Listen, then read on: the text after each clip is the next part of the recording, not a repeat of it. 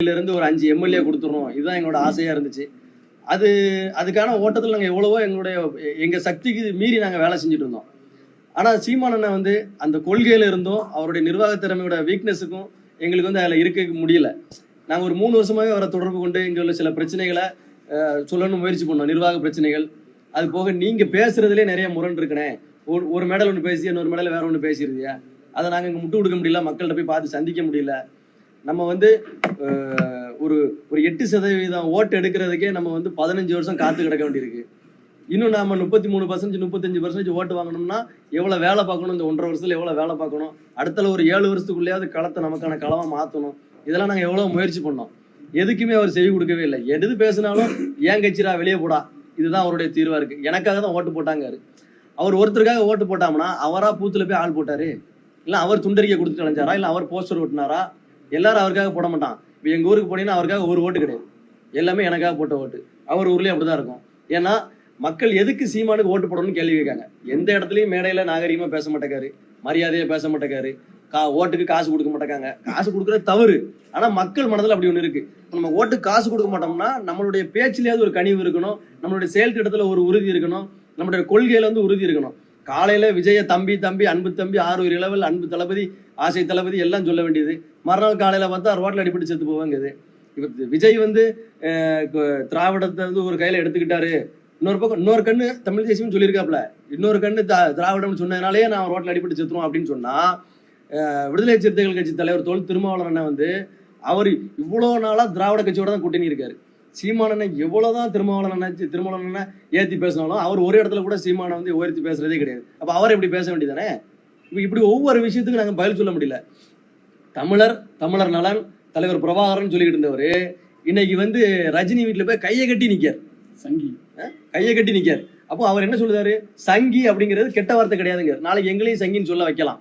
ஒரு மறுநாளே என்ன சொல்றாரு? மேடல் என்னைய பத்தி ஏன்டா சங்கி இங்கேங்க?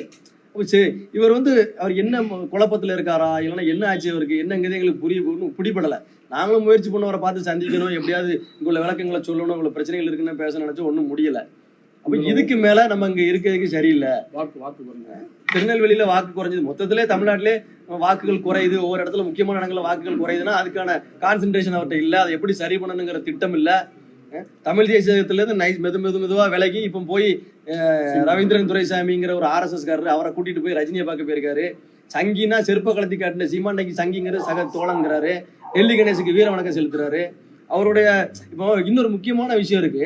நீங்க இன்னைக்கு யார் பாண்டியர் அப்படிங்கிற பேச வேண்டிய விஷயமே இல்லை. இப்போ அதெல்லாம் காலம் கடந்து என்ன, 2000 வருஷம் ஆகி போச்சு. இனிமே நம்ம எல்லாரும் தமிழர், நம்ம ஒற்றுமையா இருக்கணும், இதோட நிப்பாட்டிக்கிடணும். அவரு அதை தாண்டி யார் தமிழர்னு போய் ஒரு 2 சாதிகளுக்குள்ள சண்டைகளை தூட்டுக்கிட்டு அதெல்லாம் தேவையில்லாத வேலைகளை பார்க்க.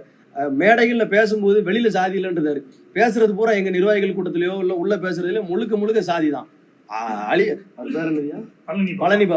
பழனி பாப்பா வந்து அவர் சொன்னாராம், திமுக காரனுக்கு எவனுக்கா ஓட்டு போட்டீங்கன்னா பாத்துக்கிடுங்க, திமுக காரன் எவன் வந்தா நான் கையை வெட்டிடுவேன், ஏன்னா நான் தேவண்டா அப்படின்னு சொன்னாங்க. அவர் சொன்னாரா சொல்லலையாங்கிறதே தெரியல. இன்னொன்னு கேட்காரு, சுப்பையா கோனார் மாமே சுப்பையா கோனார்னு சொல்லு, இதுல என்ன தப்பு இருக்கு அப்படிங்காரு. எங்கிட்ட எல்லாம் சாதியே பேசக்கூடாது, ஜாதியே இல்லைங்காரு. அவர் முழுக்க சாதியை தான் பேசுறாரு. அப்ப அவர் சொல்லுவாரா நான் செவத்தியா நாடார் மாவன் சைமன் நாடார்னு அவர் சொல்லுவாரா? அதெல்லாம் எங்க இருக்கு? அப்ப நாங்க சாதி பேசக்கூடாது, நீங்க சாதி பேசுனீங்க. முழுக்க சாதியா தான் கட்டமைச்சிட்டு இருக்குது. அடுத்த கட்டத்துக்கு போறதுக்கு வாய்ப்பே இல்லை. 8% வாக்கெடுக்கு 15 வருஷம் ஆயிருக்கு. 35% வாக்கெடுக்குன்னா 500 வருஷம் ஆகணுமா? கட்சி கட்டமைப்பே இல்லைங்க. கட்சி தொடங்கி 15 வருஷம் ஆச்சு. இன்னைக்குதான் சொல்லுதாரு கிளைய கட்டமை. ஒரு தொகுதிய 38 தொகுதியா பிரிங்க. இது எங்கேயாவது இருக்குமா? இப்ப நான் என்னன்னு சொல்லுவேன், ஒரு தொகுதி செயலாளர், ஒரு தொகுதிக்கு ஒருத்தர் தான் செயலாளர், ஒரு தொகுதி மாவட்டமா திருமாவளவனும் அப்படி சொல்லியிருக்காரு. அது அவங்க நிலைப்பாடு. இப்ப எங்க கருத்து நீங்க கேட்கணும்ல, ஒரு தொகுதி எப்படி மாவட்டமா மாறுவது? சரி வச்சுட்டு போங்க. இப்போ அவர் சொல்லுவாரு ஒரு தொகுதியை வந்து நீ 38 பிரிச்சுனா இல்ல 2500 பொறுப்பாளர் வந்துருவாங்க. பொறுப்பாளரே 18 பொறுப்பாளருக்கு மேல கட்சியில கிடையாது. ஒவ்வொரு தொகுதியிலையும் ஓட்டு 10,000 ஓட்டு விழுது, பொறுப்பாளர் 18 பேர், அதிகபட்சம் 30 பேர் ஒன்றிய கட்டிடம் சேர்த்து நீ எப்படி 2300 பொறுப்பாளர் எப்படி போடுவ? அப்போ உங்க நோக்கமே என்னன்னா கட்சியை ஸ்பீடப் பண்ணி அடுத்த கட்டத்துக்கு கொண்டு போகணுங்கிறதே கிடையாது. இப்படி பொறுப்பாளர் போட்டு லிஸ்ட் போட்டு கடைசி வரைக்கும் இப்படியே இருந்துடணும். நம்ம இவனை வச்சு ஒரு கூட்டத்தை காட்டி நம்ம அங்கங்க இப்போ திமுக அதிமுக போய் ஒரு டைரக்டா டீல் பண்ண மாட்டாப்ல, கீழே கூட டீல் பண்ணிக்கிடுவாங்க.